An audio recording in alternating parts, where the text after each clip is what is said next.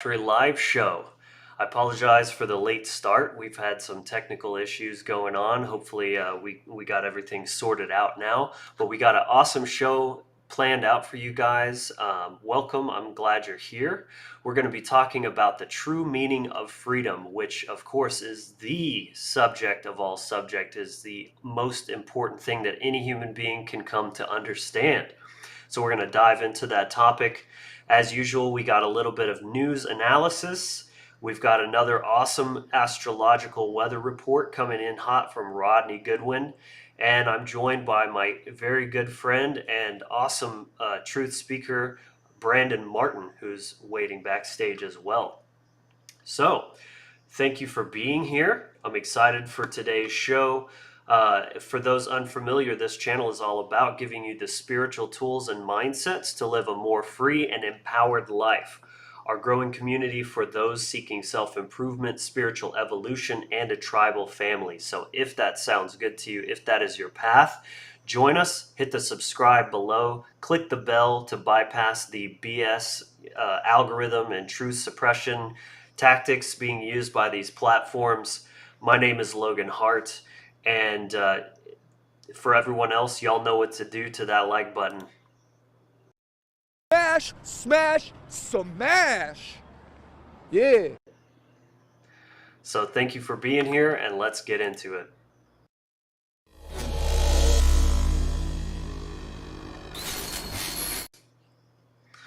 All right, so I'm gonna share my screen. I forgot to set that up real quick.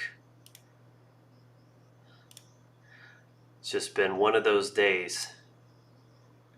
Everything's a little funky in the air. Okay, there we go. Let's do this one. All right, so this is show number 3. And as we'll be getting into the true meaning of freedom later, I kind of thought this would make a good little piece to touch on briefly that does kind of relate into that. Apparently there's some protest happening in Paris right now. And of course, the government's cracking down on these people. Increasing anger presents the biggest challenge to whatever douchebag politician this is, who passed some law that the people don't like. He bypassed the political process, which apparently was within his abilities to do via the mechanisms in place, but it riled people up nonetheless. So police in Paris have banned gatherings. Just think about this statement for a second, and we're going to be diving into this. This is why I picked this as something to focus on here. The fact that this government here, and pretty much all governments, they truly believe they have the right to forcibly stop people from gathering together, especially in protest of something that they themselves did, the government did, and they're not liking that. So this politician passed this state pension stipulation without a parliamentary vote. So he resorted to controversial executive powers. I find that interesting that some executive powers are perfectly fine and well and acceptable, and we need it, right, to preserve law and order. But some executive powers are controversial. This just shows the cognitive dissonance in the minds of people, of statists. And so while legal under France's constitution, so even by their own rules, this was something he had the ability and right to do, the move has infuriated opposition parties and led to spontaneous street protests presenting the greatest challenge to the president's authority. Interesting. So pressing on here, it also mentions that there's a 13-day bin strike is expected to continue, leaving trash piled up, basically. So this is how another way people are choosing to protest. And then some people let's see. There was something about, where was that? It's further down, I guess. Some people also broke into a building. Here it is, yeah. Uh, a town hall building and are trying to set fire to it. They didn't actually succeed, but um, again, so what I wanted with this piece is to look at both sides. First of all, the government and their mindset, thinking that they have the authority to, forcibly stop people from gathering, especially in protest of something that it is doing. Not to mention the laws that itself is doing, which are causing this backlash to happen. But also on the end of the people, that the people are demanding that they fix it, that they change it back or whatever. Not seeing the problem itself is government, is authority. They're basically trying to appeal to that authority and get it to, like, quote unquote, do what it's supposed to do, but they don't realize it is doing what it's supposed to do. This is what government does. They have been largely peaceful, but riot police fired tear gas and clashed with demonstrators on Friday night. Fearing more trouble, Paris police on Saturday banned further gatherings due to serious risks of disturbances to public order. So it's not the government making laws and these dictates backed by violence. That's not the disturbance to public order. It's the people not liking that and actually trying to push back up against it. That's the disturbance to public order. Again, there's gaslighting in pretty much all of these propaganda pieces, is like completely inverting the truth on its head. And 2/3 of French people oppose the pension changes. So, what is government but mob rule, right? Even in this case, 2/3 of the people are against the decision made. Yet, the people that are pushing back against it are getting tear gassed and restrictions on their right to gather and protest, etc. So I think the point is clearly made.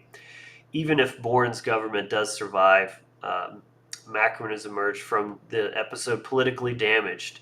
With 4 years left, it's difficult to see how he will continue with his reformist agenda. So the last point that I wanted to make here is just looking at how it's funny that people are all about government until it does something they don't like, which is what they're begging for it to do, is govern them, like rule them, and then suddenly they're oppressed once it does something they don't like, not realizing that that's what they're actually advocating for, that the consent to be governed is a fallacy. It's performative impossibility. You can't consent to be governed any more than you can consent to be raped or robbed. It doesn't make any sense. So, yeah, just a quick little piece for today. But I thought that would be a good kind of like setting the stage in terms of what we're going to be getting into later with Brandon.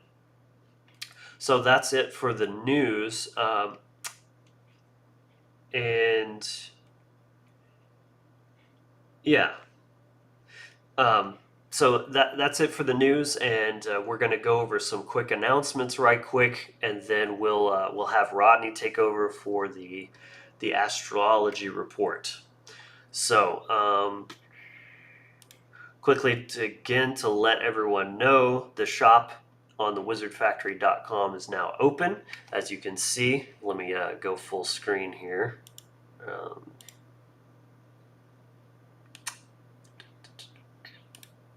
There we go. This is probably one of my favorite shirts that I designed in there. It's got this Milky Way background. I actually totally forgot to mention, but Will was with us last week. He was wearing this shirt as well. So really cool looking shirt. That is actually this one right here that I'm wearing. So, and there's a hoodie that has the same print on it. There's all kinds of, female designs.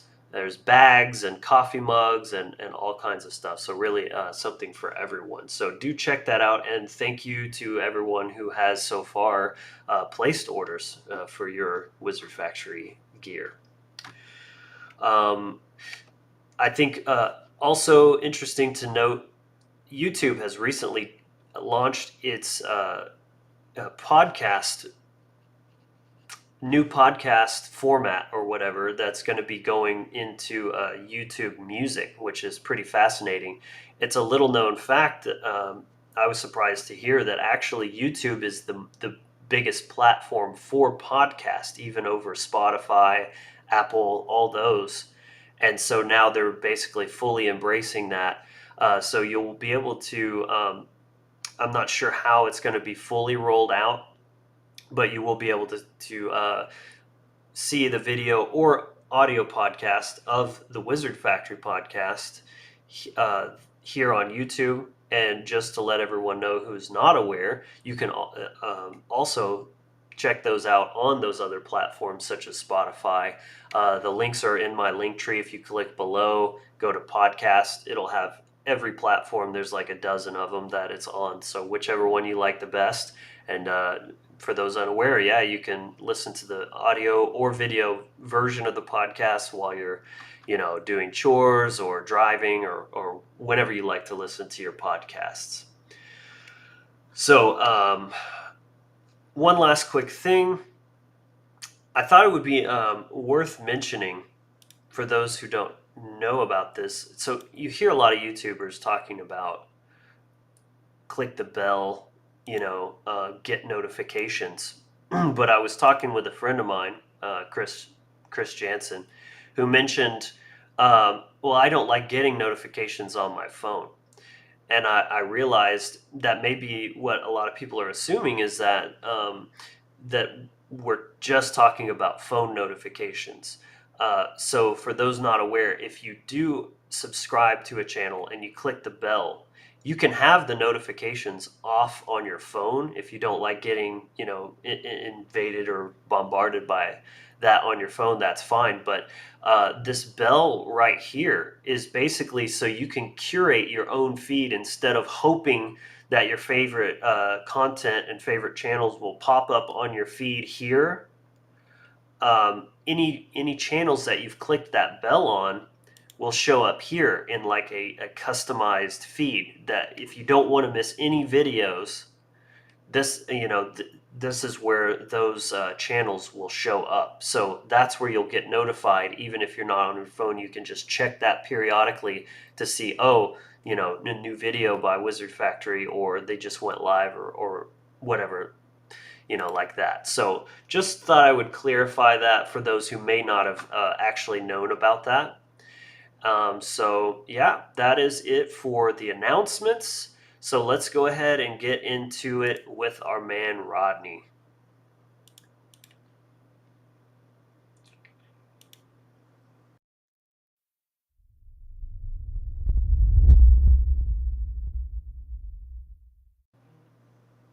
Hey Rodney, welcome to the show, brother. Hey man, thanks for having me on. Great content. It's going to be a great show. How's everything on your end, man? Oh, good. Things are going good here. Just trying to stay consistent, bringing top quality value anytime I can while managing being a full-time truck driver, which is quite a task. Yeah, that's a lot, man. That's a lot. But hey, you're doing it. You're forging, and that's what's important, man. So kudos to you. Thank you. Appreciate that. Yeah, so what do you got for us, man? I was looking at, we're having all these little bit of technical difficulties, and I went and looked at the chart, and of course, Uranus is squaring off with Moon in Aquarius. So you start to see how that, that tension between the Moon energies and the Aquarian energy, which rules devices and gadgets and the internet, is all kind of like, like there's this tension going on. There you go. Yeah. So, and interesting enough, you're talking about freedom today. We're going to get into Pluto moving into Aquarius. Aquarius is anchored by the Uranian gates, 11th gate of Uranus energies, and Uranus is the planet of freedom. So it's interesting how these synchronicities keep happening. It's pretty cool. Right on. Yeah, I know, right? So today I just want to get into a little bit about how Pluto works and how the Plutonian energy, it's shifting gates now. Okay, this is a generational energy. So when we're dealing with Pluto, we're dealing with a 20-year transit, roughly. So we're dealing with a generational shift. So this is what's taking place. So everybody that's born now and over the next 20 years, because it looks like, Pluto's going to move into Aquarius in March 23rd. It's going to stay there 3 months. It's going to retrograde back into Capricorn, flux at the gates. It's going to move back into Aquarius in January, in Capricorn in January. And then when it moves back into the Aquarius in September, it's going to be there until 2044. So we are coming into a 20-year transit with Plutonian energy that's going to literally transform our world. Wow. Things are not going to be the same. And just a little back note, dealing with the Capricorn energy and Pluto, kind of some of the things that we were dealing with that. Pluto is the structures in context to Capricorn and its foundation. So when we're dealing with our Plutonian energy on a collective level, what we're dealing with is transformation, transmutation, transformation. Pluto's like the wrecking ball, man. It comes in and then it just hits stuff and wrecks anything that that needs to be transformed. It's all your wealth and your power. It's the hidden secrets. It's the mysteries. It's shadow aspect. It's the underworld journeying. It's bringing things from the underworld up into the light in context of transformation. It's death and it's rebirth. It's a lot of power. And when you're dealing with Capricorn, the Plutonian energy in Capricorn, one of the things that's been happening is that the structures have been tested. Now you're going to see the effect of those structures being tested as it moves into Aquarius. Now, if you go back to 2008, when Pluto moved into the Capricorn gate, what happened? We had a huge housing crisis. Everything that was all the greed, all the easy credit, all the stuff that was going on with the housing market got revealed. Literally, what happened? There was a crushing that took place with that housing market, and shit hit the fan. Now that we're having another flux with Pluto going into the Aquarian gate, what's happening? We're starting to see the banking industry start to get pressure put upon it in context to what? What's being revealed to the actual structure of the banking industry, which is a collective entity where people bring their money into a collective entity. That's what we're dealing with. So when we're dealing with Aquarian energy, we're dealing with the collective consciousness. And this is why things are going to really get crazy, because not only are we going to be testing the Aquarian gate with the Plutonian energy, but look, Saturn has had 8 transits through the Aquarian gate since the inception of our country in 1776. The first test was 1777 when the Plutonian energy entered into the Aquarian gate. We just had our Pluto return as a country in the United States. See? Wow. So all that energy now is going to be tested to the Aquarian gate. See? And so all the structures that are stopping freedom from coming forth, and we're talking all the way down from the banking to government to law enforcement, all the way down, in context to all this, are going to be tested by the Plutonian energy. Because what has happened? Saturn has moved through that gate 8 times in context to the collective consciousness and the building and the putting together of these organizations, all the way down. And also on the flip side, this is the time when the transformation is going to take place to that gate, to that 11th gate, in context to organizations and energies and groups coming together like one great network. See? So the launching of the one great network is part of this moving into the Plutonian energy, into the Aquarian age. see, into the Aquarian generational, structure that's taking place. And so this is what we're dealing with right now, coming into that 11th gate, because the 11th gate is all about humanitarianism, being a humanitarian and coming up with the ideas and the inventions to make our world a better place. And freedom has to be the kingpin to truth with those structures. If you don't have the structures of truth and freedom as the foundations of what you're doing, it will crumble. See? And that's what we're going to see these next 20 years. You're going to see major, major strikes against inverted energies. If we can come up as mages and as those who are doing this work to begin to come together and bring structure, foundation, and then as the air magician is with the Aquarian energy age, think of it like this.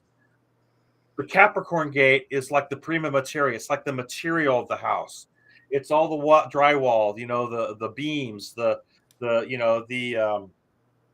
all the structures that you want to build with the house. It's all your plumbing supplies, all the way to electrical supplies. It's everything that you want to bring together.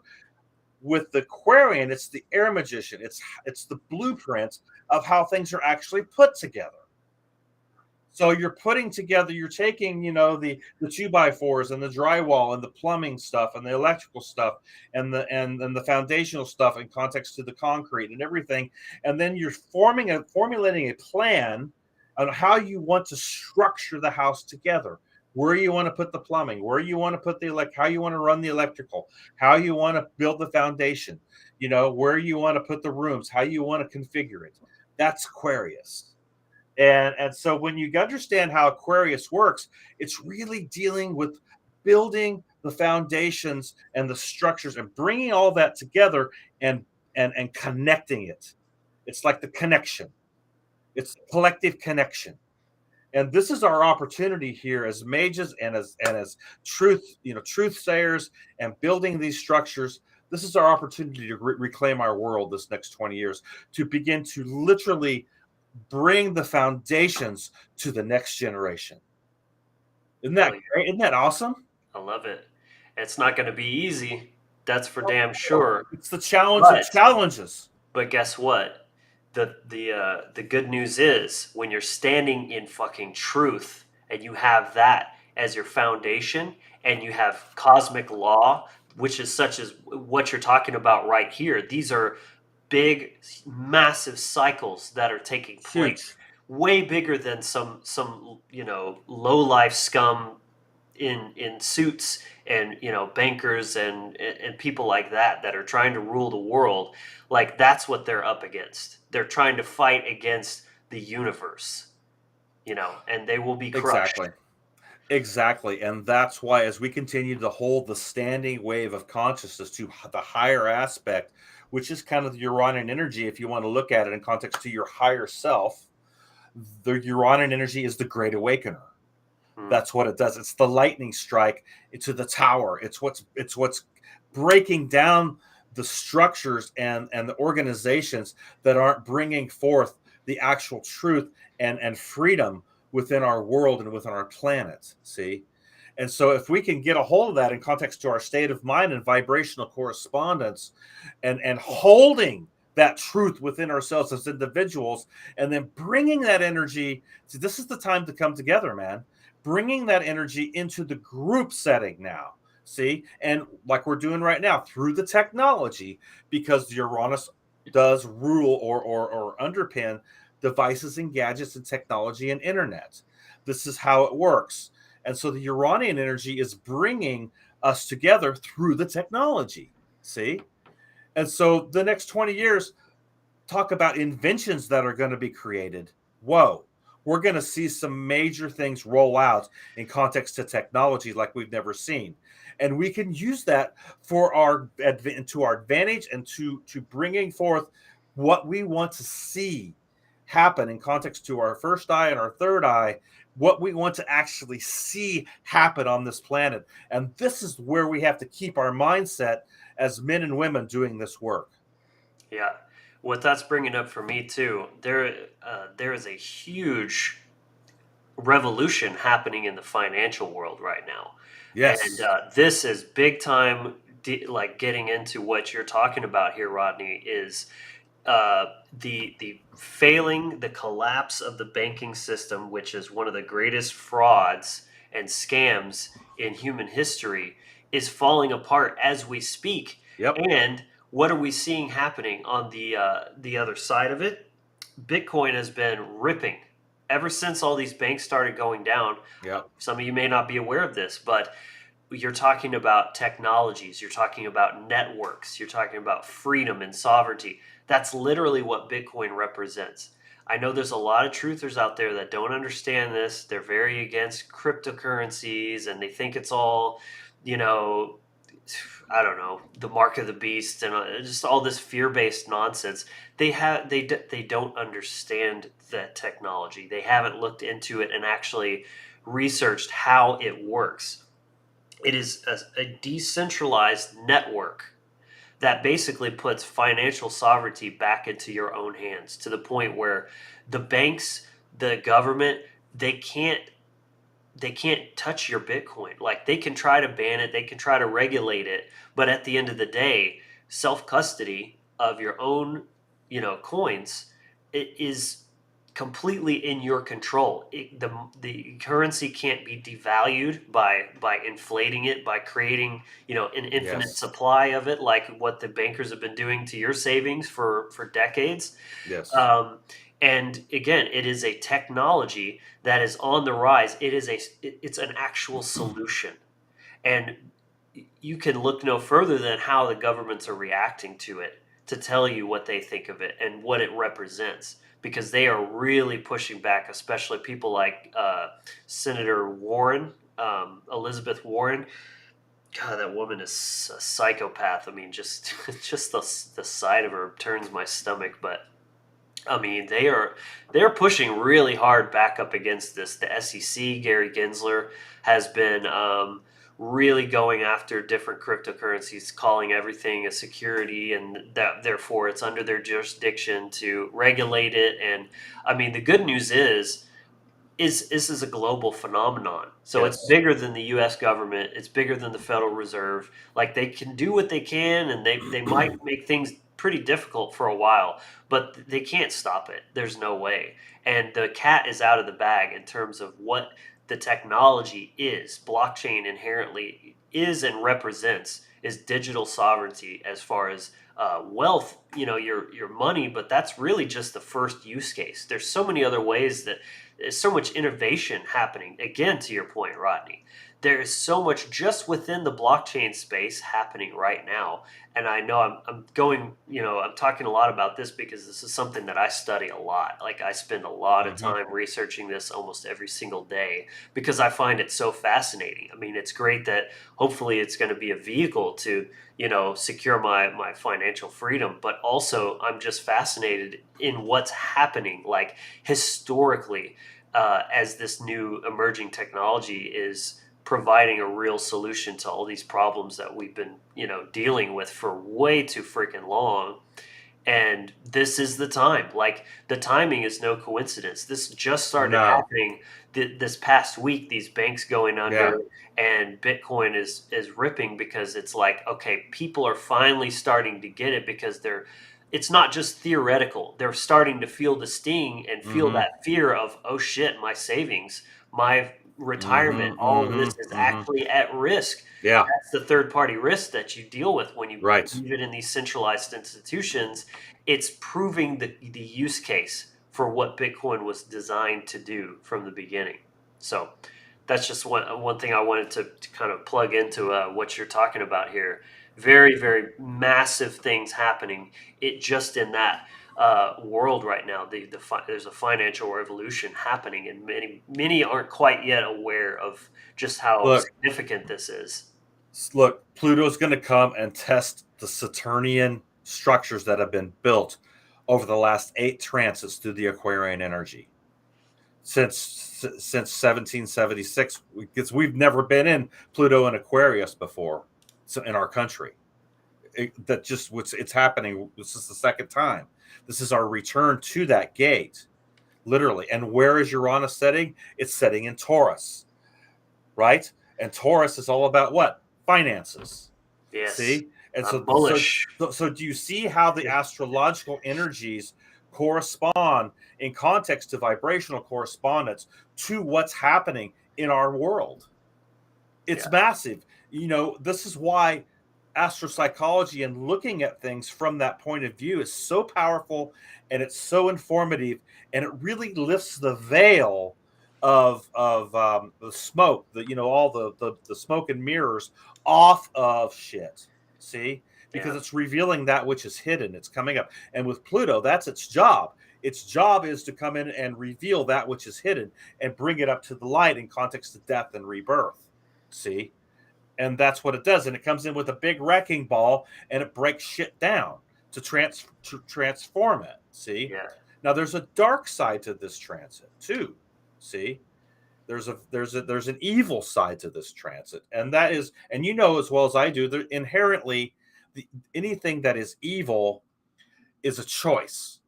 If you want to step into that, it's a choice. You are choosing to align with the evil intent of something. And that's how things get wielded in context to distortions. But there is an AI agenda on this planet as well, in context to how things have been recycling back from the Atlantean cycle, coming back up now for review again here on this particular cycle that we're on right now. And this is where we have to catch it and realize that this right here is the true technology that we have to master. This is the organic technology in context to the Aquarian gate and the 11th gate that we need to come into mastery with. And that's all the way down to your physical body, your mental and emotional aspect, your temporal existence, how you're wielding your consciousness to your own vibrational correspondence and your internal dialogue. And in context to that, this is how we change it. See? Because we are doing that work, and then when we come together into the Aquarian gate in context to what it represents, the energy is then magnified. See, it's like bringing together, you're not just working with one energy now. Now you're working with a collective energy that have the same goals, they have the same mindset, they have the same intent, and with that, it's like magnified by thousands and 10,000s of times now. That's the Aquarian energy. That's the water pouring out from Pisces into the 11th gate in context to what? The healing that needs to take place on this planet. See? And that's what needs to happen. We need to heal. And the planet needs to heal. And the people on this planet got to get their shit together in context to their state of mind. Last night, me and a friend of mine, we just went out. I haven't been in a bar in so long. We went out and listened to a band, and the programs that are running in people's minds is mind blowing. Oh yeah, it's mind blowing when you see it, and you're just like going, "Holy shit!" And when you see it, you can't unsee it. So we're in for some major, major stuff. And interesting, you're talking about the French Revolution, the French thing. Do you realize that in 1792, during the transit with Uranus, that King Louis and Marie Antoinette were dethroned during the French Revolution? cycles, man. Isn't that interesting? Everything comes full 1792, circle. man. They threw him in prison because of lack of food and economic woes. Yeah. It's mind-blowing, dude, how these cycles repeat themselves. We're dealing with another French thing going on here in context to Boris, what's going on there, right? And now look, he's going to be checked out. See? Because of the energies that are coming in now. And so look, we're in for a wild ride, guys. Not only do we have this 20-year transit with Aquarius going into 2044, but we've got what? We've got Saturn and Pisces right now these next 2.5 to 3 years, which is all about what? Learning how to bring that which is invisible into the visible realm. Bringing our imagination, our intuition, everything that we can imagine in our eye into manifestation now. See? And this is why we're working together. This is why people got to get on this now. This is why people got to start coming together to build, to connect the structures and the foundations together to bring forth the true freedom and the truth that needs to be on our planet, man. And I'm really excited because, yeah, there's a dark side. We know they want to see the AI agenda. We know they want to go through the transhumanism agenda. We know they're trying to, morph the male and the female into some kind of hermaphrodite bullshit thing. We understand that. We know what's going on. We can see it. But again, what is the key here? The key here is to keep forging, keep working with the energies, keep working with yourself, and keep battling your own self within your own self to level up your human consciousness to that Uranian energy, to that 11th gate, and understand that we got this. We can do it. It's a challenge of all challenges right now. But my question is to the audience, are you fucking up to it? See? Are you up to the challenge of challenges? Not only on your own individual life, but bringing it to the platform, bringing it out into bringing your own game, getting on the playing field, and getting it done. Yeah, well said, man. And that's interesting to me to ponder. Are these people out there in France, are they meeting their own shadow and their own illusions with the same, fight, the same vitriol as they are towards their ruling class? And are they allowing the trash to pile up within their own minds? Or Right. are they setting fire to the government buildings of illusion in their own psyche? Right. Very interesting stuff. So, great segment there, brother. Do you have any last minute things you want to share, and then quickly tell people where they can find you? Yeah. So basically, what we're dealing with the Plutonian energy moving into Aquarius is transformative themes. This is what we're dealing with in context to group dynamics, technology, all the way down to freedom. We've got to transform our world into a place of freedom, and awakening. And that awakening is on the individual level, and then it's brought to the group level. So technologies, data, storage, science, systems of power systems are all going to be transformed over these next 20 years. Look, 2008, it wasn't 3 months where Pluto moved into Capricorn and the banking crisis happened. Okay, we're coming into another place where Pluto is moving into Aquarius.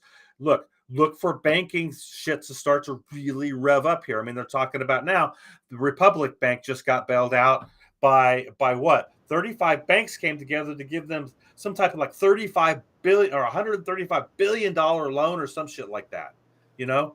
And it's just like I'm looking at this and I'm going, the banking structures are already being tested, and Pluto hasn't even moved into Aquarius yet. See?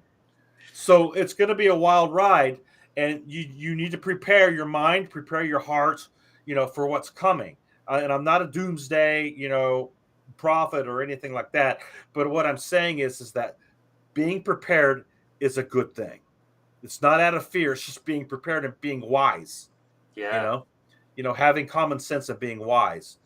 So everything's going to be tested, man. But the group dynamics, and the connection to bringing, humanitarian projects to the table here these next 20 years, that are going to better mankind in context to our organic ascension. This is what we have to step up into. So Excellent. yeah. So you can get a hold of me at heartcoreproductions9@gmail.com, heartcoreproductions.com. And then I have a Facebook page that's also Heartcore Productions. You can also hit me up at Rodney Goodwin on my Messenger account if you want a astrology reading. I do transit readings, I do natal chart readings, and I do synastry chart readings, which are partnership readings. And then also getting into tarot, runes, astropsychology, counseling, that type of stuff. I can help you through a lot of different things in context to looking at the energies and maybe wielding your transits in context to choices. So if anybody is interested in that, you can hit me up at those spaces. And Logan, thanks for having me on today, man. I really appreciate your show. I think what you're doing is fantastic. And it's just going to get better from here, bro. Yeah, Rodney, thank you so much for that, man. It's definitely an honor to have you as a part of the show. You have so much wisdom and insight to bring from that astro psychological perspective that you share with us. So thank you, man. I appreciate everything you're doing as well. Everyone, do go give him a follow. Check out his channel. He posts a lot of regular, astrology updates and commentary on other things as well. So, and hit him up for his services as well. So, Yeah. Thanks, yeah, man. It is my passion. brother. All Much right. love. Take care. Thank you, man. Okay. Thanks. All right. Great stuff from Rodney there. So we're going to get into the next segment where we're getting into our topical discussion here in just a moment with Brandon Martin. Before we do, I quickly want to share a couple of promotions. First, I encourage everyone to follow me and the Wizard Factory on the various social media platforms, whatever your preferred platforms are of choice. I'm quite active in all of those places as well, which is a lot more short form, digestible throughout your day, kind of thoughtful type content when perhaps you don't have time to sit down and listen to a 2-hour show or a podcast or something like that.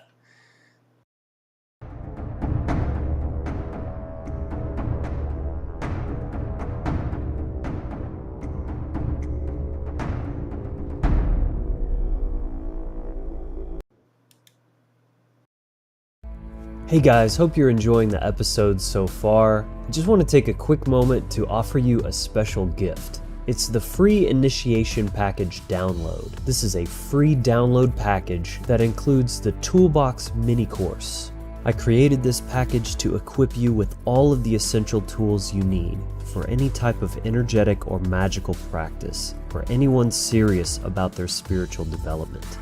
It's comprised of 3 parts: the circle, the breath, and the voice, where you'll learn how to cast the Circle of the Magi, various breathwork techniques, including a powerful guided breathwork meditation, rune galler, and more. You'll also get access to the Inner Sanctum, our private Facebook group and Discord server, as well as some Wizard Factory wallpapers for desktop and mobile, all for free. And for those who've already seen this course, I'm happy to announce that this is a brand new remake with better production and even more information. You can find the link to get yours in the description below. So check it out and let's get back to the content. All right. So that is the initiation package. As you can see, I've put the QR code right here on screen. So if you want to check that out, just pull up your phone and sign up for that right now. So thank you for everyone watching so far. Let me know in the comments, how are you liking the show so far? How's the audio? Is everything sounding good? What'd you think of Rodney? What'd you think of the news segment that I covered earlier? And hey, make some noise for Brandon Martin, who's waiting backstage. And let's go ahead and bring him on right now.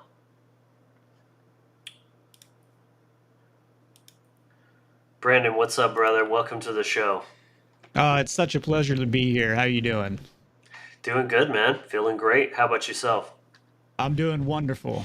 It's a beautiful day out here in Ohio, and really excited to get into the topics. And I really like the content that you're bringing to the table. Always, I really enjoy working with you. It's such a pleasure to be here again, to talk on your show. Yeah, I got a lot of great feedback from the recent podcast episode that you and I did about the history of the mystery in the culture traditions. That was a really fun segment. So anyone who is watching that hasn't checked that one out, definitely go to the channel and watch. That was a very good segment as well. So yeah, glad you're here, brother. And what a great topic to get into, just in terms of fundamental importance.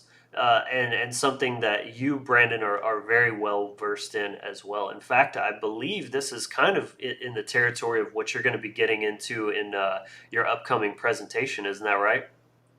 Yeah. My upcoming presentation is called The Spirit of Freedom. So this aligns perfectly with what I will be talking about at the Funnel 3 conference.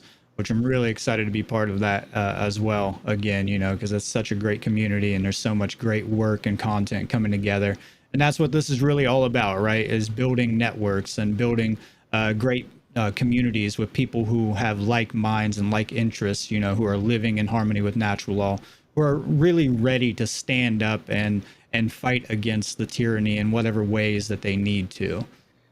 Yeah, absolutely. And it is funny how that worked out because that was not planned. I actually didn't know that that's what you were doing your presentation on until after I set everything up before I was getting ready for preparing on the show this morning. I saw that was on your Facebook and I was like, oh, well, that works great, doesn't it? Right, right. Yeah, it lines up a little synchronicity there. Absolutely. Yeah, I actually had chosen a different topic originally, but I felt that this would be more in line with what the funnel conference stood for. Last year, I did the green language presentation, which was I was trying to bring in more of the esoteric mysteries into the conference, rather than trying to be repetitive and kind of an echo chamber with everybody. But I think this year I'm going to bring a lot of really hard hitting topics to the table. It might be a hot take, maybe people won't like it, but it's the truth and they're either going to align with it or not. And that's what I'm here to do, is just speak the truth unapologetically. Absolutely. And I mean, if it's anything like your previous work, I'm sure it's going to be a banger, and I'm really excited to check that out as well. I appreciate that. Yeah. Brandon, I'm not sure if people are hearing this on their end, but there's a little distortion coming through on your voice. So I wonder if we want to tweak those settings again. I mean, ultimately, if we need to turn both of those things back on, even though it might not be the best quality, if it eliminates that distortion. Let me look. Let's see here. Let me know in the comments if Is that okay. better? Is that any better? I think so. You think so? Yeah. Okay.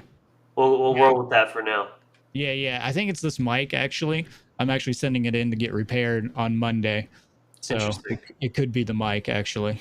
Yeah. It has like a little flutter or kind of distortion in it. Yeah, Yeah. kind of like following your voice, kind of this warbling, kind of distorted sound. Anyway, Right. it does sound better now. So let's go ahead and dive into this awesome topic that we have today. And Awesome. I want to start by sharing this quote from Larkin Rose that I think is a really good precursor to what we're going to be talking about here. He says, "The truth is, one who seeks to achieve freedom by petitioning those in power to give it to him has already failed, regardless of the response. To beg for the blessing of authority is to accept that the choice is the master's alone to make, which means that the person is already by definition a slave." And that does relate quite well to the article that I covered as well earlier on. It's the same kind of idea that, first of all, the people have so-called consented or, given this authority to the government to make these decisions backed by violence. And then rather than just taking their freedom back, they go and beg to their masters to please give us our freedom back. That is you're on your end, you're playing the game, and you're by extension legitimizing your own enslavement. These people have some sort of actual authority to make these decisions over every aspect of your life. So, Brandon, what do you think about that? I think it's a great thing to start out with. I did want to talk on the topic that you brought up earlier with that article. And I think there's two extremes to this. And one extreme is that you have the absolute authoritarianism of the government, which you have the iron fist coming down on individual liberties every which way. And then you also have the mob rule, which is the lynch mob, really, that comes out of the cancel culture and all this stuff from the mass public, right?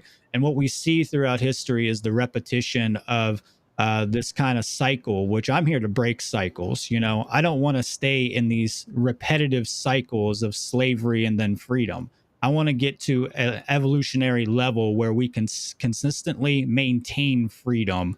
And maybe it does wane a little bit, but it doesn't go absolutely all the way back down into, totalitarianism and absolute authoritarianism and just, debauchery pretty much, right? And dystopianism, right? So we don't want to go back into these cycles over and over and over. And I think that we can learn and raise our consciousness and evolve the species into a higher type, that we don't have to do that. And that's kind of what my work is all about. But yeah, you have this issue with these two dichotomies, right? Where you have the mob rule of the people, and then you have the totalitarianism and the authoritarianism that's coming from that, right? And they're consenting to it. The mob is consenting to that. So what they do is they go out and they demand change from the authoritarians, and then they don't actually get that change. So they get mad, then they rise up, and then they rebel, and then we end up with the same consciousness level that's already there, and it just repeats the problem. So the masses end up replacing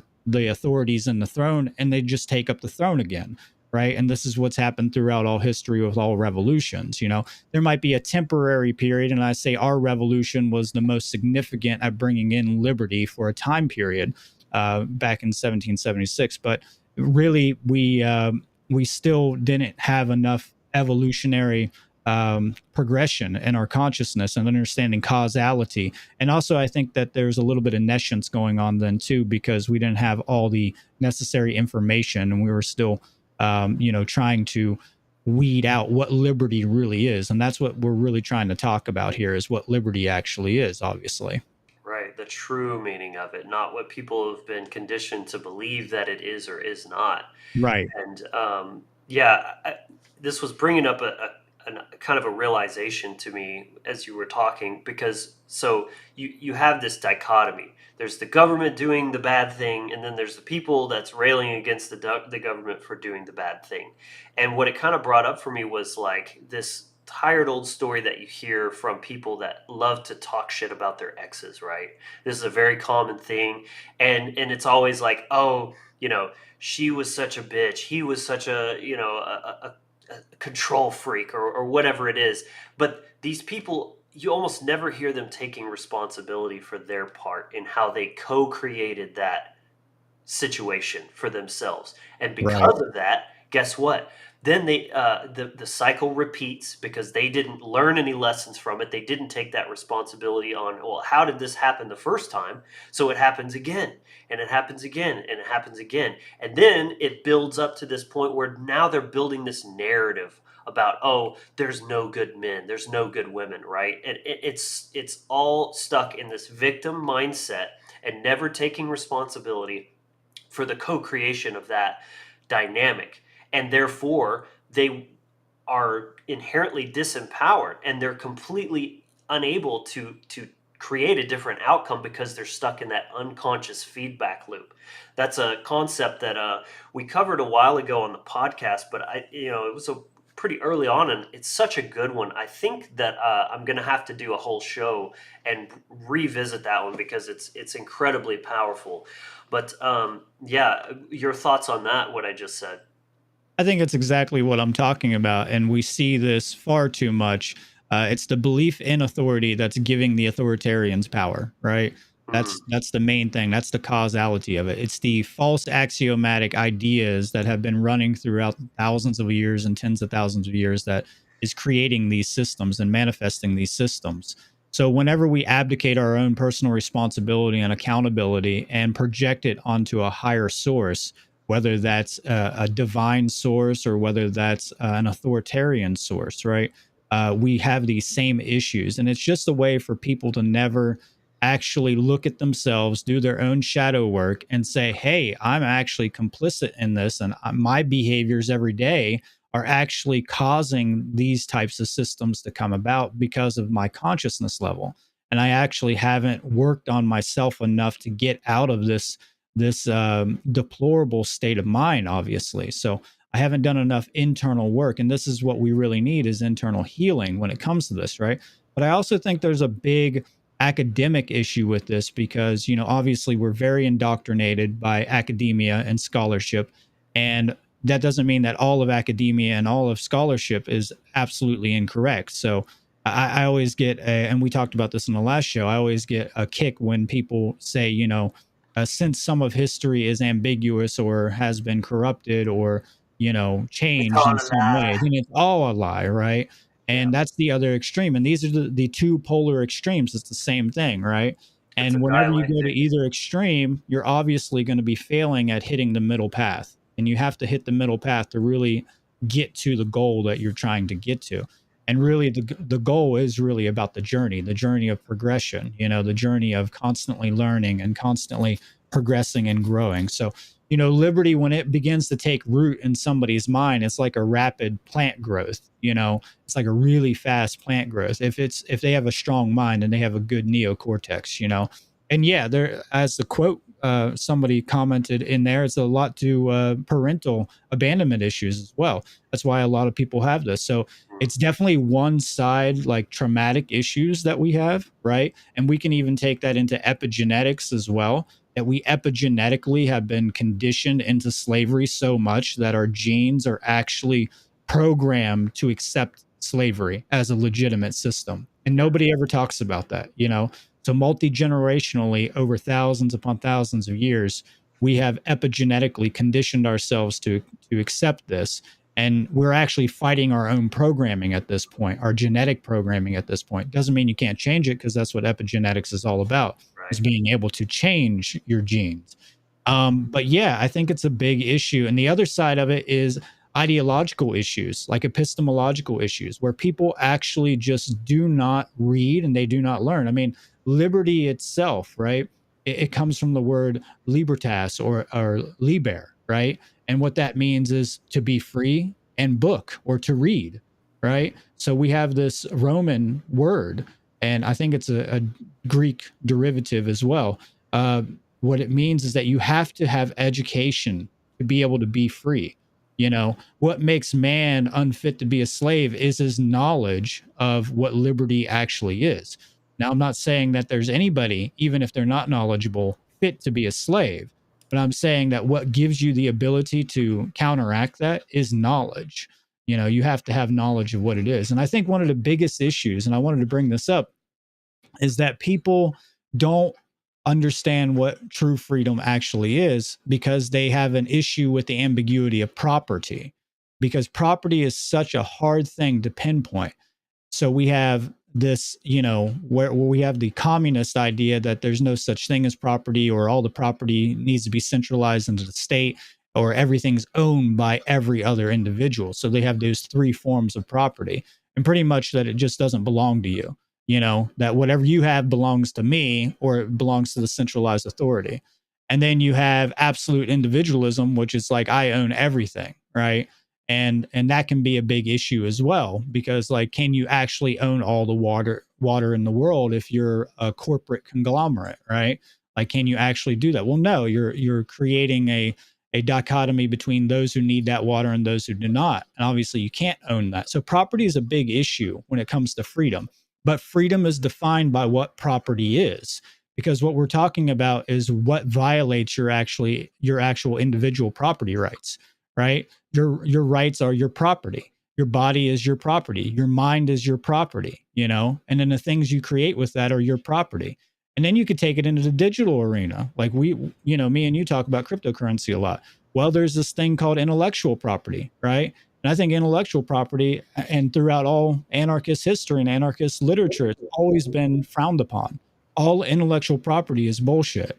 Copyrights, patents, it's all there to restrict the access of the human race to be able to use that information to grow and to expand the race for the better. That's why I'm all for open source, and to a very big extent. So like, Tesla's information, right? There was a big issue with him patenting a lot of his stuff. So, but he had to do that because of the way the system is structured. So if the system wasn't structured that way, then people wouldn't need to have these forms of patents currently. If we didn't have the state, restricting all of our individual liberties through coercion, then we wouldn't need those types of defensive mechanisms in the system. So it's like they funnel us into these slaughterhouses of a false dialectic, right? A false choice.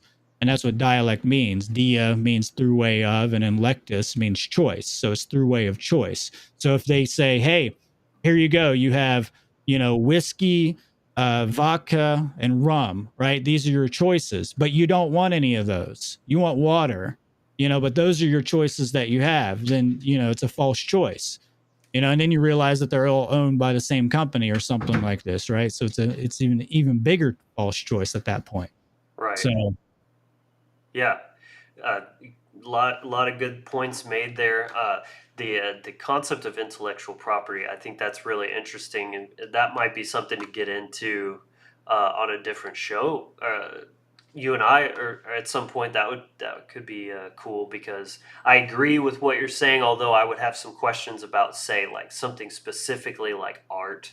Like a right. musician has they created a piece of music, and then somebody else is like, profiting off of that, or something like that, that, and I'm not like taking a side, but that's why I would be interested in just having a conversation and kind of exploring that. But regardless, that's just one of many things, and I want to keep this on topic, just on the more like fundamental aspects of freedom. So Gotcha. We can and talk about that in the future. I'm totally down.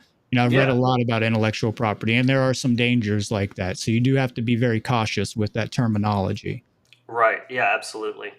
So with this one, I definitely want to just really cover the fundamentals, because I forgot to mention this earlier, but even last show, there was someone in the comments that was, we had made a few kind of references to freedom, anarchy, whatever you want to call it, and they were kind of projectile vomiting, as I call it, in the comments of just like, oh, you want to live in the Stone Ages, and good luck keeping all the warlords at bay and all this kind of crap. The same kind of tired stuff that we hear um, time and time again, almost like these sound bites that come out of a person that has not truly explored these ideas for themselves, come to actually understand the roots of it, the logic of it. They're just reacting because we've been so programmed and indoctrinated, and even traumatized by the system that creates a codependence. And we're going to touch on that, but I wanted to kind of really first define terms, because I think that's important. Anytime you're having a conversation, you got to make sure that when I use a word, you know what I mean when I say that. Otherwise, there's going to be an automatic disagreement, when we might not even be disagreeing on the ideas. We're just disagreeing on what you think a word means, or what you think I mean by when I use a certain word. So first of all, anarchy is a very controversial term. It's simply, there's kind of two meanings to every word. There's a cultural or a contextual meaning that changes over time through culture, through different like slang and dialogues and things that progress in a society. But then there's like an intrinsic meaning that happens when you deconstruct the word based on each of its pieces, and you look at the etymological roots, how this word came to be. And it usually traces back, especially with English, you're mostly looking at things back from Germanic, Greek, and Latin is mostly what composes our English language. So with anarchy, it comes from Latin, an, meaning without, or absent of, and then archy, which refers to archons, which is simply a word for rulers. So the first thing to dispel is that it doesn't mean no rules. It doesn't mean no organization, no cooperation, no working together for common goals. It doesn't mean any of that. It means that no rulers, in other words, no authority. And what authority means, when I say it in the context of this conversation, is something that has like a superior position over others, if that makes sense. So, as in certain people or certain rules have rights above what the common person might have. Like if I say I'm a politician or I'm a policeman, suddenly I can do things that if an ordinary person did, they would be called a criminal and thrown in a cage for it, right? This is the insanity, the mental distortion that we're trying to call out with this conversation here. So anarchy is one way of saying, the absence of rulers. Another word that is, less triggery is voluntarism, which is basically saying the same thing. If you don't have a ruler imposing his will, or even if it's a democratic process, it's still acting, as a force, an enforcement, rather than just saying that all human interactions should be voluntary, and that if they're not, that they're not only of no value, but they're inherently wrong, because you can't morally initiate or force anyone to do anything. Like, if it's one thing if you want to agree to do something. Like, if you're all like, hey, let's start a garden, and you all agree on how it's done, that's one thing. And then if somebody doesn't like how it's being done, that's okay. They can just say, you know what, I'll just go start my own garden, right? Because no one's forcing them into that dynamic. But with government, there is no opting out, right? You can't call up your representative or your tax office and be like, oh, I'd like to unsubscribe from your services, please. It don't work like that, and that's really the root of the issue that we're trying to get at here. So, just to lay down these foundations here before I hand it off to you, Brandon. What it really comes down to is your personal sovereignty, and sovereignty is another word that has it's like a different way of saying anarchy. Basically means, above, and reign means to, like, if a king is reigning, he's ruling. So if you are sovereign, then you're above rulership. In other words, you cannot be ruled, right? A sovereign nation, right? That's kind of this bastardization of the word. Typically, when you hear that word sovereign, it's usually referring to that, which it's ironic, because nations are a violation of sovereignty because it subjugates its people. And so that's kind of the point we're making, is that if every individual is sovereign, not able to be ruled, or not allowing themselves to be ruled, then anarchy is the natural byproduct of that, because there are no rulers to rule over them. And what it comes back to is self-ownership. Brandon, you mentioned earlier property rights, and basically all aspects of objective morality all come back to property rights. You own yourself, your mind, your thoughts, your consciousness, your body, your actions, the fruits of your labor, and the materials which you rightfully gain, whether you create it, you purchase it through, again, a voluntary interaction. Hey, I'll give you my dollars, you give me that cup. That's a voluntary interaction. Now that cup is rightfully yours. And if someone else steals it, it may be in their possession, but it's still yours. See, that's the thing. The difference between rights and abilities that people get confused on. Someone has the ability to violate rights. That doesn't mean that they weren't your rights to begin with, right? Right? Yeah, right. Exactly. So it's all an extension of self-ownership. And when you violate someone, you're using violence against their property rights. Either you're making a claim upon their body by assaulting them, or, sexually, violating them that way, or you're stealing their property, or some form of a property right violation. So that's a very simple way that you can look at this, that kind of dispels and clarifies a lot of the confusion that can come around. Well, yeah, of course, there's a lot of subjective and gray areas when it comes to, like, right and wrong, like polyamory, or like, should you eat healthy, or like, these are all personal choices where there is, like, different routes. But we're trying to focus just on the objective parts, where there is never a right situation for you to assault someone, or rape them or steal their property. These are objective, they're universal. And the point is, if we could just understand that part, it's not going to, make everything magically disappear, all the problems disappear and make this perfect utopian world. It's just that most of the biggest issues, the worst tragedies in history, have all been as a betrayal of this truth of objective morality. It's the bullseye, right? You can argue all day about the rings around it, but if we could just understand that epicenter of right from wrong behavior, the world would transform in ways you can't even possibly imagine. So, Brandon, I know that was long-winded, but I'll let you hand it off to you now to comment on No, that. that was really good. That was really good. It's funny because I had anarchism and sovereign to define as well on my screen. So I'm glad that you did that. You took the weight off my shoulders with that.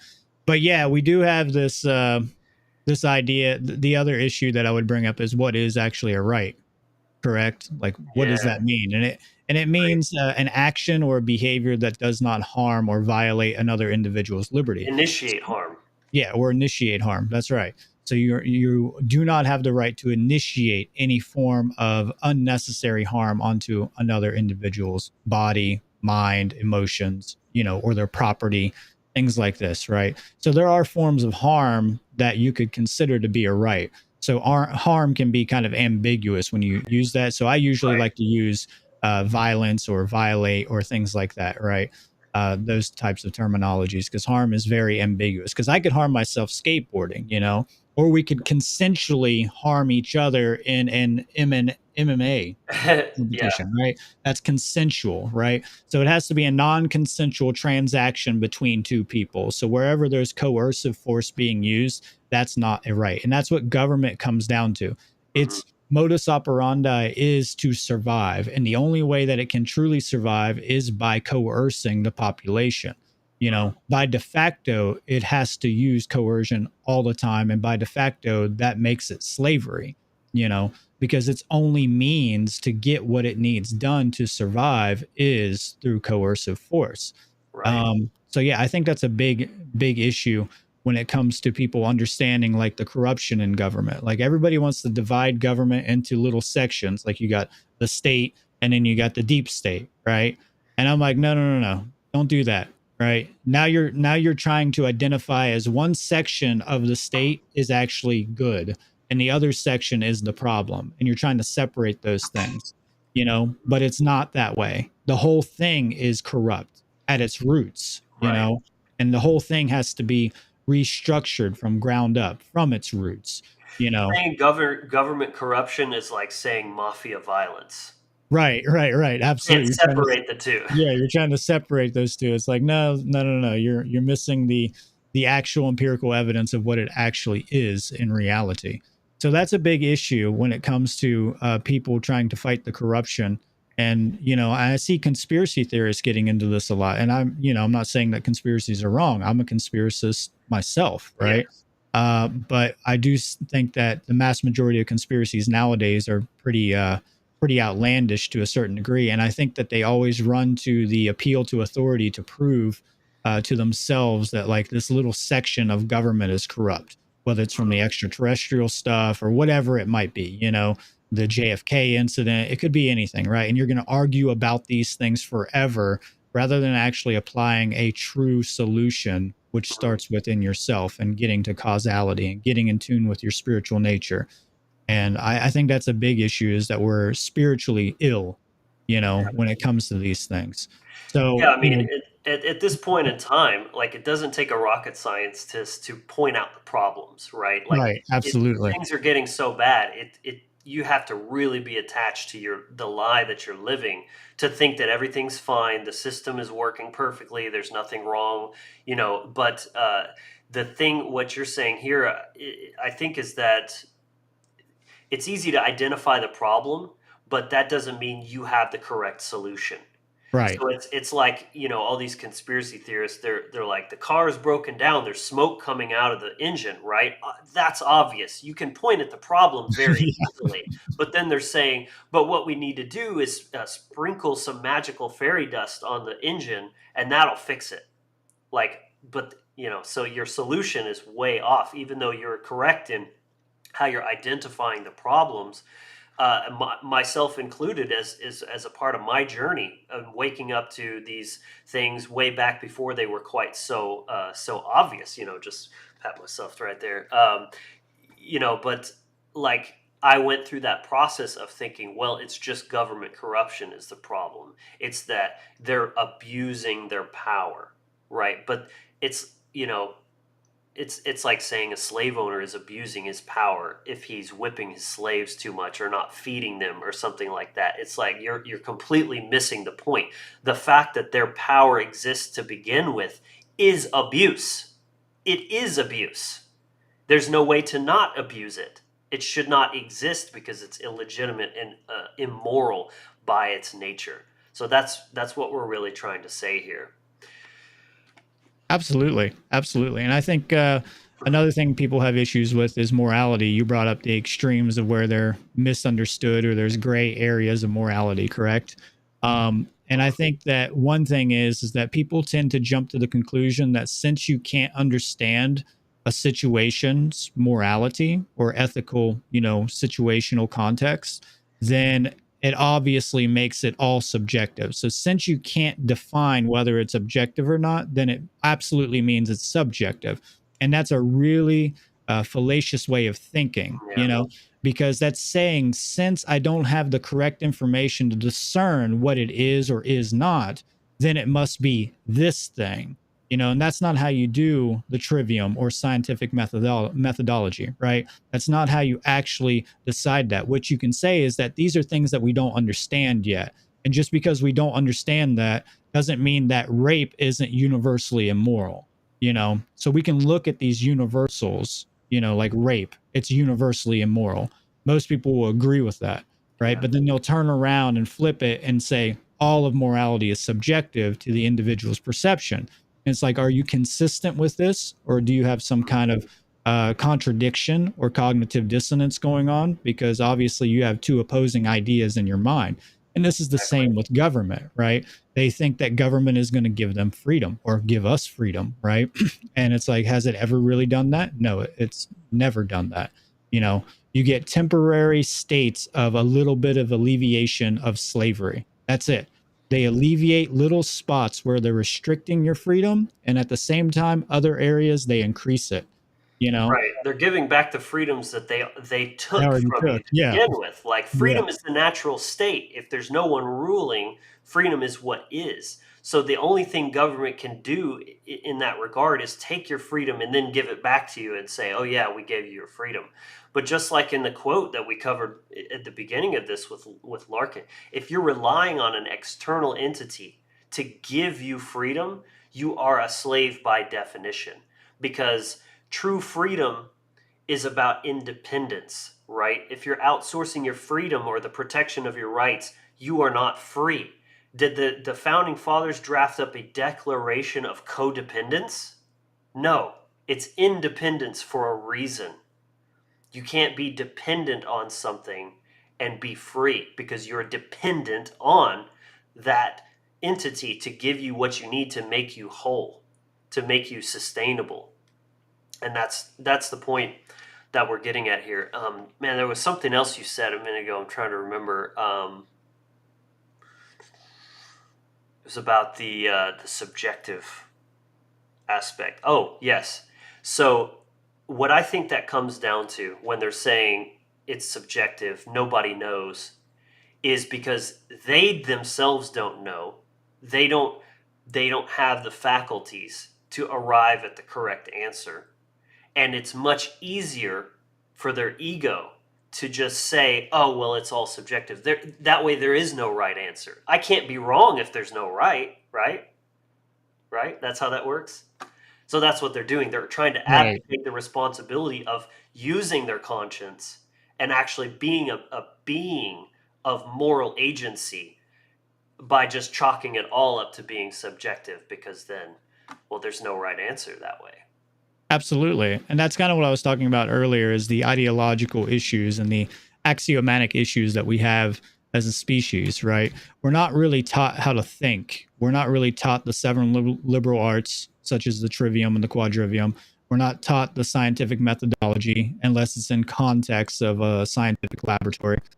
There's a lot of different methods of learning. Hegelian dialectic method of learning, if it's used properly. There's a lot of negative things that can be used for it, like democracy, as an example of a negative aspect of the Hegelian dialectic, which is the false choice.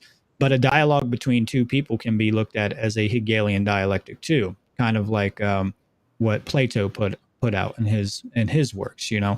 So we have, and Hegel actually was kind of contending with Plato's dialectics in a way, but we do have this issue of, like truth too, right? So how can you get to morality without having an objective truth? You have to have an objective truth first, because if truth is just subjective, then you can just change the moral premise as well. Anything that comes after truth, is based upon whether it's objective or subjective. And the idea that someone says that truth is subjective is a objective statement in a way, because they're trying to state it that it's objectively subjective, right?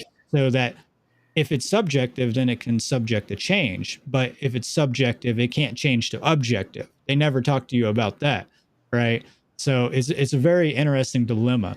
Or they say truth doesn't exist, right? And it's like, is it true that assertion of truth? Yeah, that's an assertion of truth. It's the most self-defeating argument there is. Yeah. And I always like to say too, especially when it's people that claim to be freedom, whether they're anarchists or just libertarians or whatever, anyone who claims to be an advocate for freedom, but doesn't recognize that it's based in objective morality, aren't realizing that if that's the case, then their preference for freedom is completely subjective and is no more valid than a total authoritarian that just wants to, trample on everyone. Like, if it's all subjective, then, well, if it's right for them, then it's just fine, right?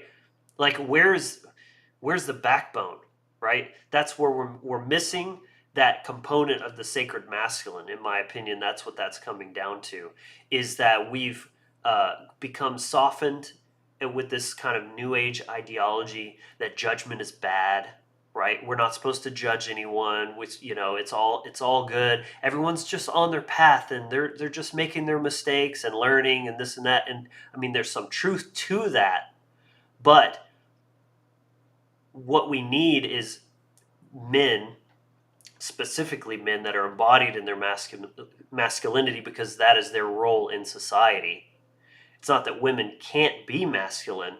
It's that it doesn't really feel good to them. It's not what they're wired to do. And men like being men who are healthy anyways.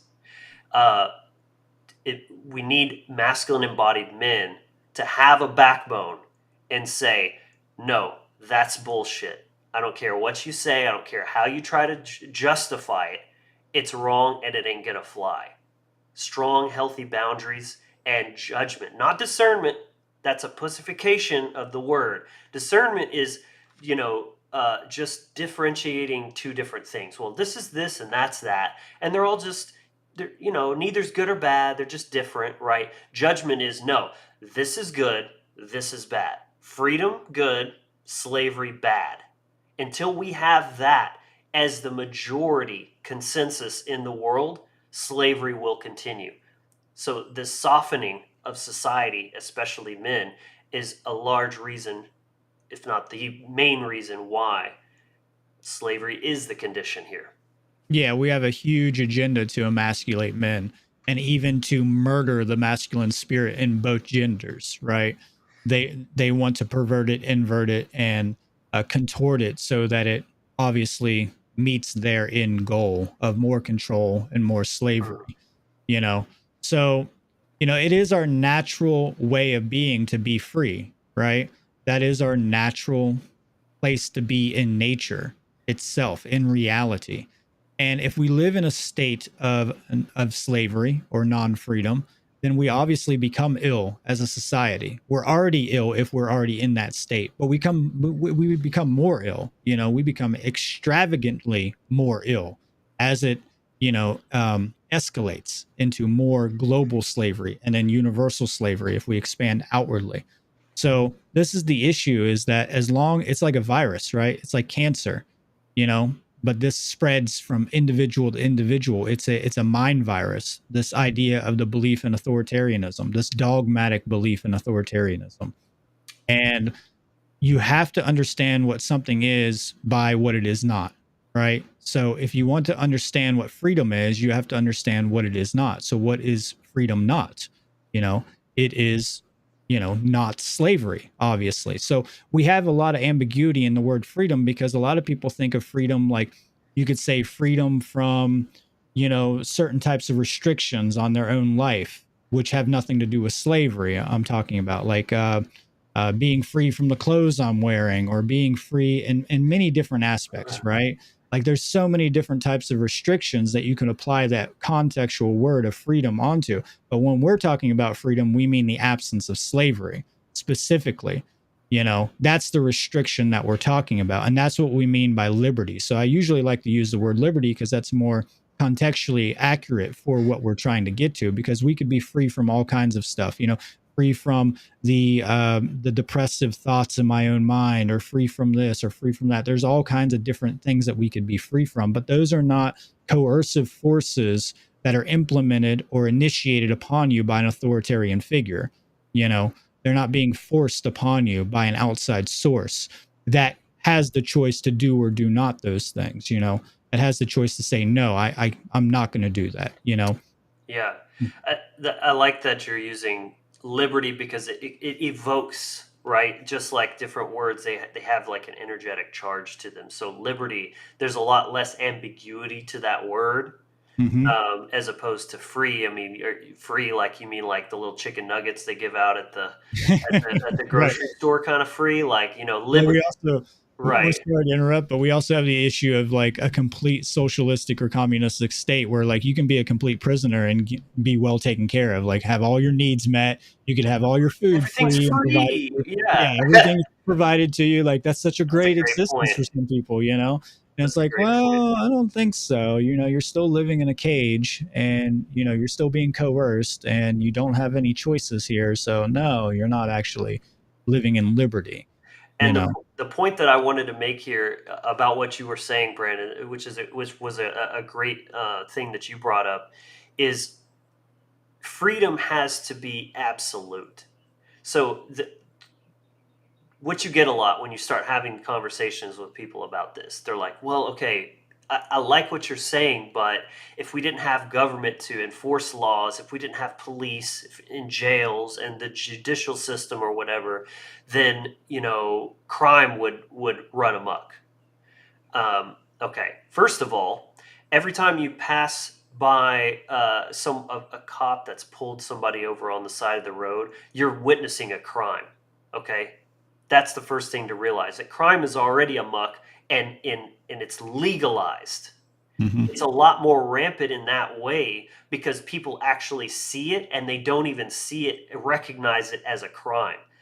It's a routine traffic stop, right? If you call it routine, somehow that normalizes it and makes it like, oh, well, it's just okay. It's an everyday occurrence, right? That's different, right? We make an exception, a moral exception for government.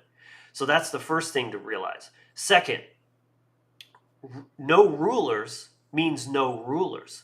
Anarchy doesn't mean no government rulers. It doesn't specify. It doesn't care who it is that's ruling. So if there was this situation where the warlords take over, or like all these gangs start forming, that actually is not anarchy, because now they've become the ruling class. Right. That's the point. And you can talk about this power vacuum, that there will always be some dominant force or whatever. But ask yourself, does the average person, the average normal everyday person, have any desire to rule over other people? Not really.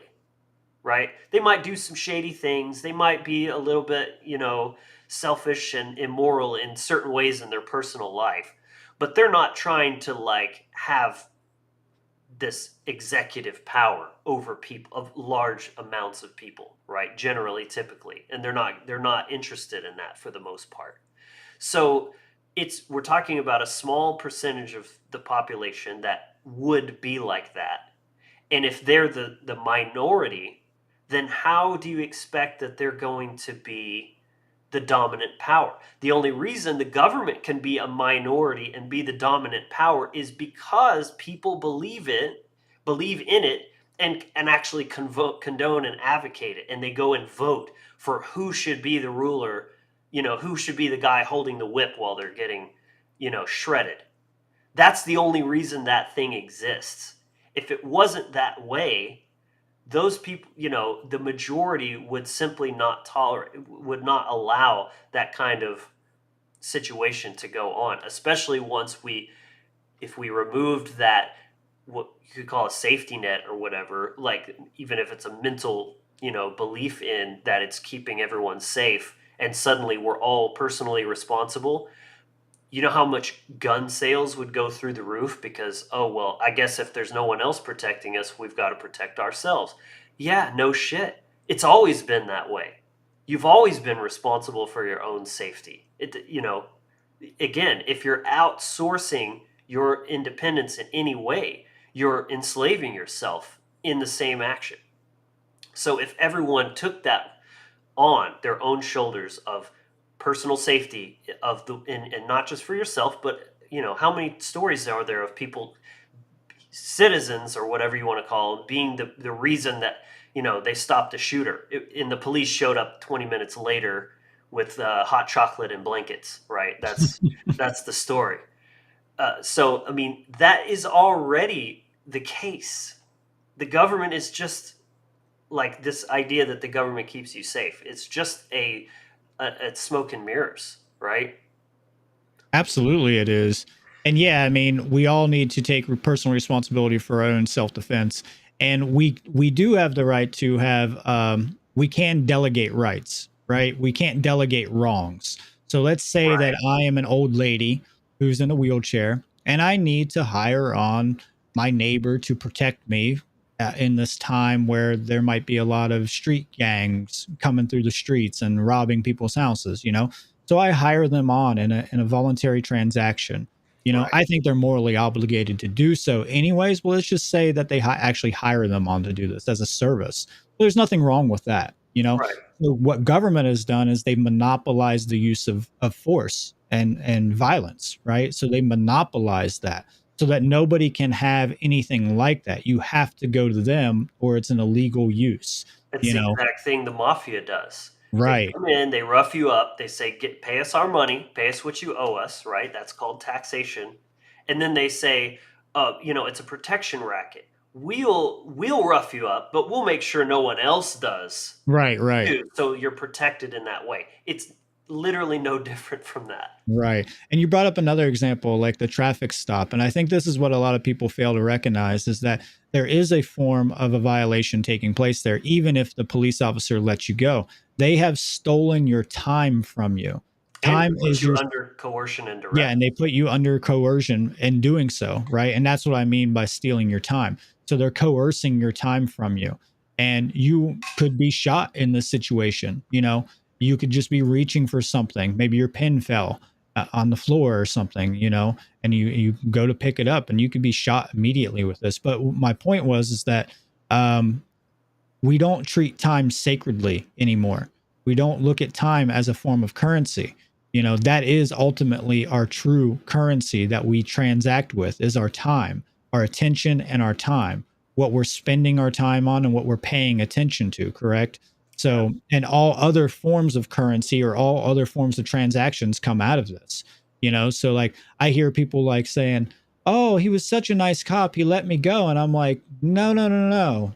You know, you've been euphemized. Your brain is not functioning. He literally was holding you up at gunpoint. His gun might not have been out, but he was a road pirate and he was there coercing you. And It's if you did one implied. little thing, yeah, to comply with their force, and you don't have a choice, if you drove off, they're going to chase you down, they're going to have helicopters on you. You don't have a choice to go anywhere else. You have to pull over or you're a criminal. And it's a victimless crime. They're creating you into the victim. You haven't done any victimization. Let's say you were speeding. Well, okay, you went 5-10 miles over the speeding limit.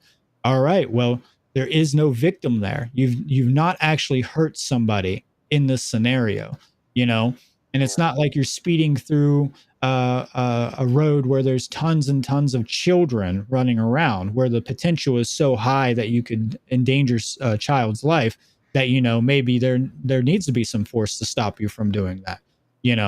Which I think that's pretty irrational to do anything like that, obviously. But you're just driving down the road 10 miles, faster than you should be. Well, no victim, so no crime. So what they do is that they legislate all these laws, and in most of these laws are based off non-victim crimes, and they just create more crimes artificially. All these crimes are just escalating artificially. So the more laws we have, the more that they can use violence against you. That's a great point. Every law created, you just created a new crime, because if someone simply disobeys that law, they're now considered a criminal. Right. So all violations can be pretty simplified into any forms of violation against anybody's natural law liberties or principles. Right. They're really simple when you get down into it. Murder, theft, coercion, assault, they're all very basic and very, and rape, trespass. trespassing. They're all very basic. And then you can extend those and kind of figure out the contexts of how those things are being implemented. And then, I want to kind of go back to the mob rule thing, because I think I see this a lot right now. And this is something that I actually am worried about, is this, lynch mob kind of mentality that we have going on right now. Right.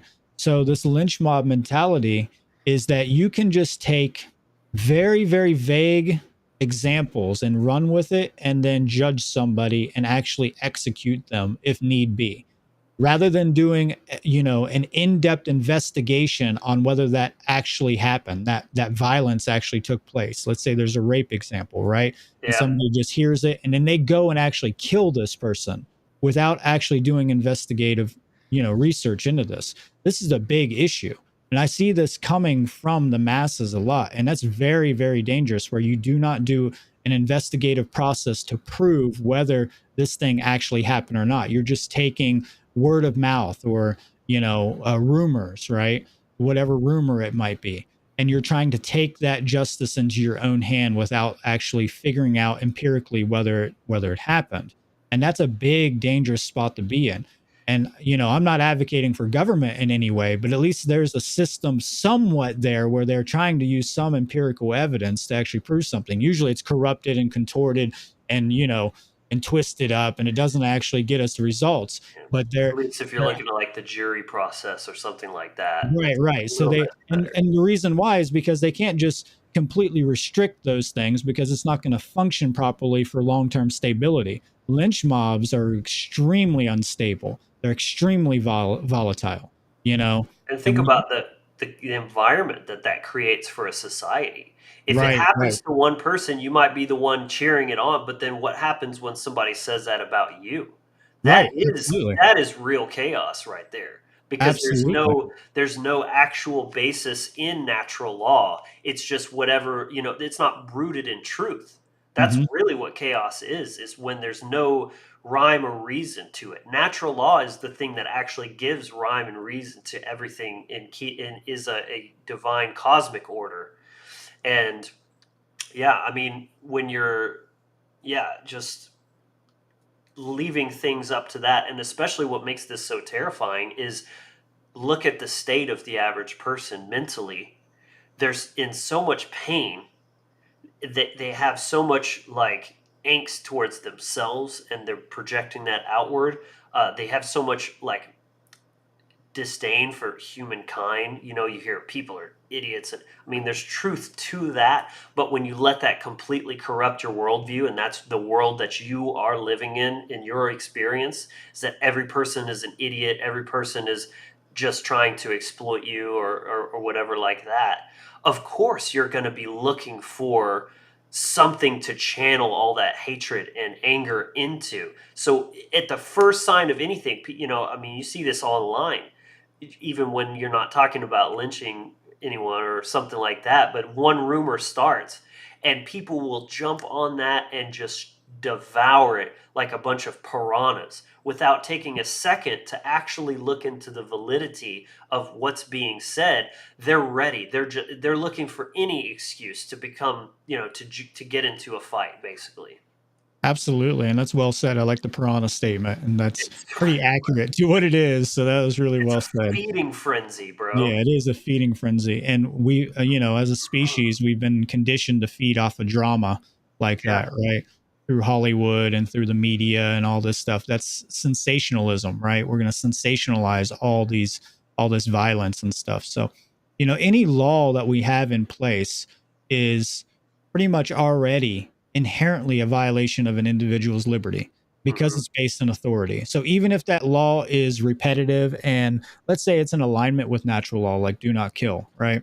Well, it's still a means for them to take that and extrapolate off of that and make other types of laws from that because they're saying that we have the authority to write this on paper because we're the authors. It's in the word authority, right? We get to authorize this and we can now do whatever we want with this. We get to dictate all of this stuff through speech and through writing.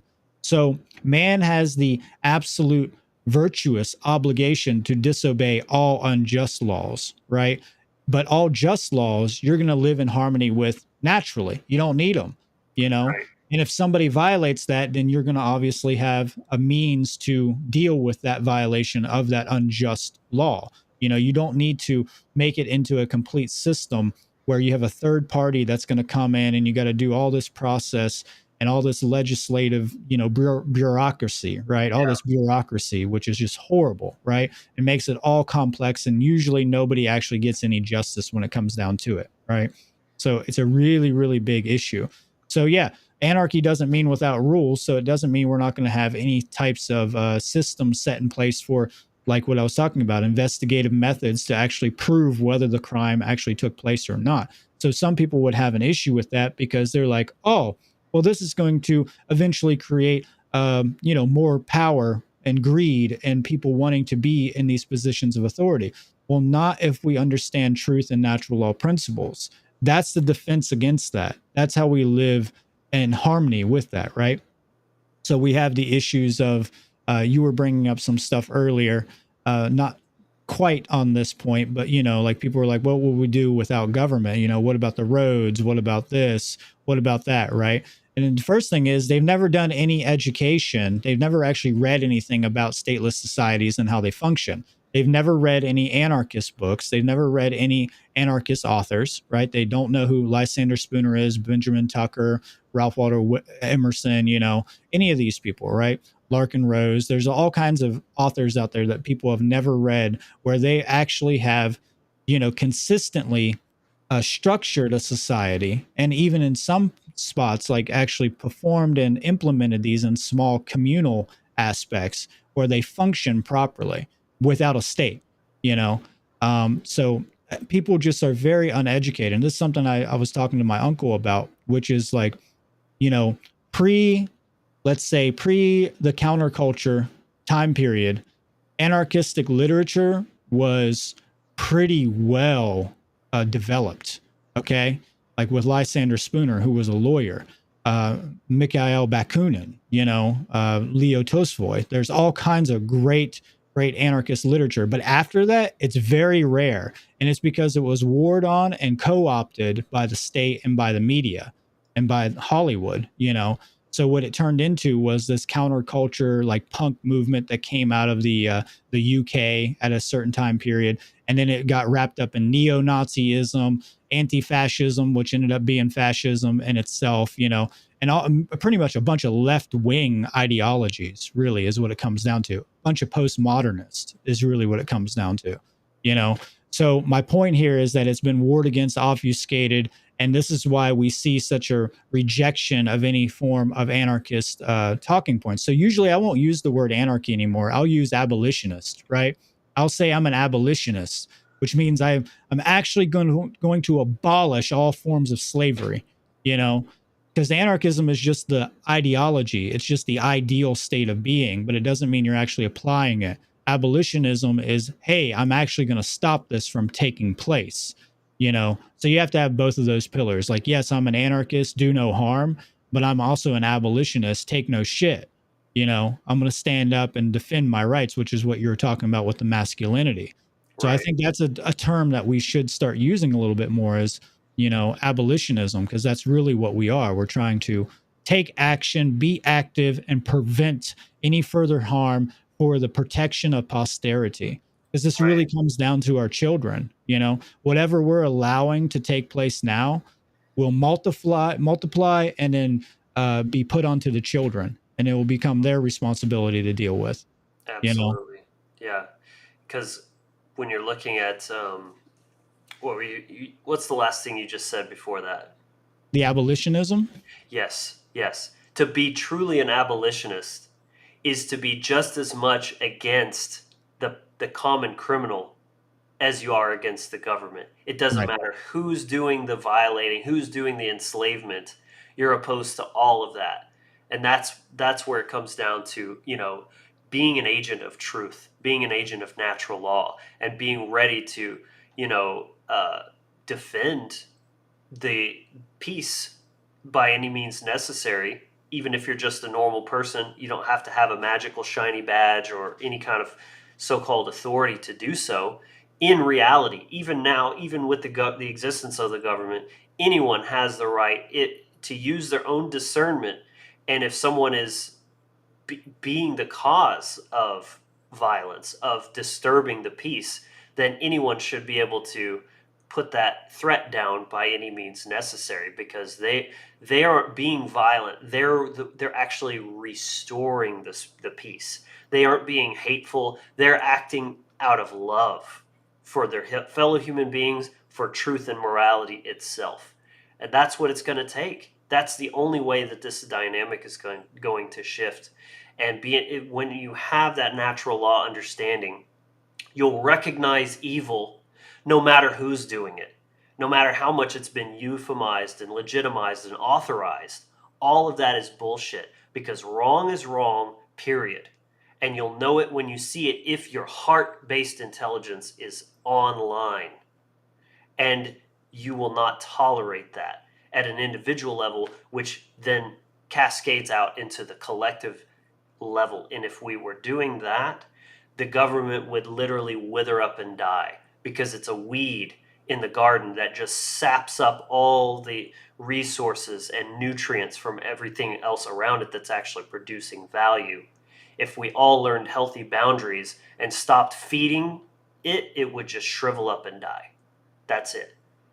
And I think that's a good place to end this. I do have another interview for my podcast to get to, so unfortunately I'm going to have to cut the show a little bit short, even though it was 2 hours. I mean, that's a pretty good amount of time. I see we've got 24 viewers that have been pretty consistently Nice. watching. That's a great turnout. I hope everyone's enjoying this show, and clearly we're going to have to bypass the call-in segment for this show. But let me know in the comments, first of all, what did you think about what we shared here? Is this new to you? Is this stuff you've all heard before, but did you like the way we kind of put it into words? And possibly, what would you think about continuing, like, for a part 2 next week?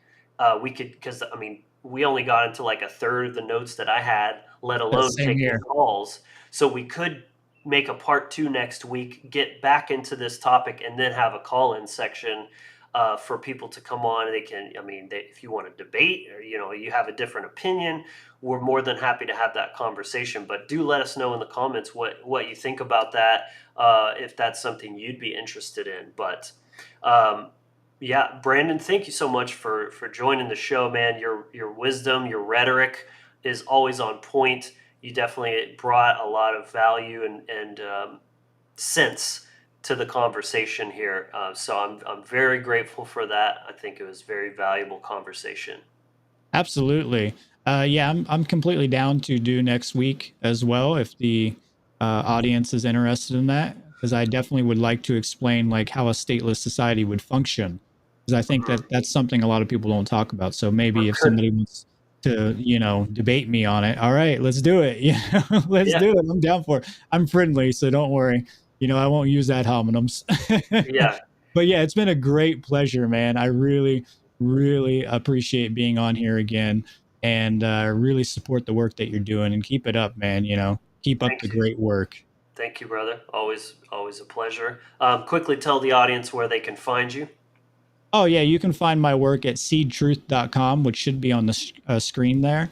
And then you can also find Seed Truth Academy on YouTube.